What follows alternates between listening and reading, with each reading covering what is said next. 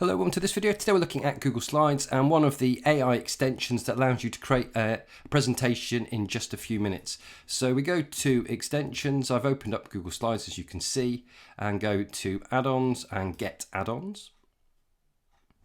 There is one there. I'm going to try a different one. We've got another video. If you've watched this and I've created one using Slides.io, then you'll see the banner in the top right hand corner. But today we're going to look at one which is Magic Slides. And we're going to then click on that, click install. It's going to ask for various permissions, so I'll just give those.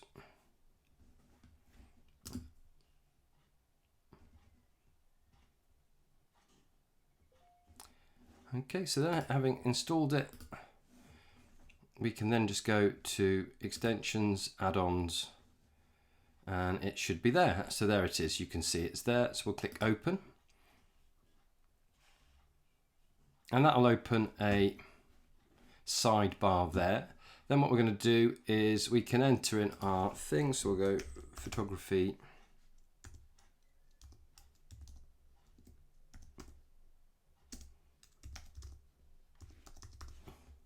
Now you could put some reference text in, so if you've got a document with text relating to that, that will provide guidance on what to include within your presentation. So I'm just going to go to my drive and I'm going to find, let's see which one we want.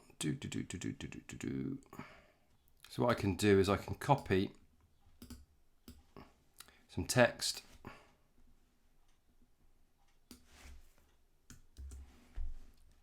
Now you don't have to do this, but you can put in the reference text. So hopefully that has copied, and then paste, and then we can add instructions and images. We can ask how many slides we want. So let's say 7 slides, an image for each slide, and then we can click generate.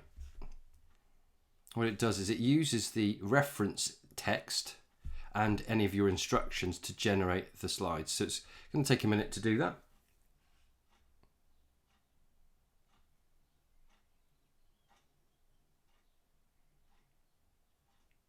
But where this is really useful is that you can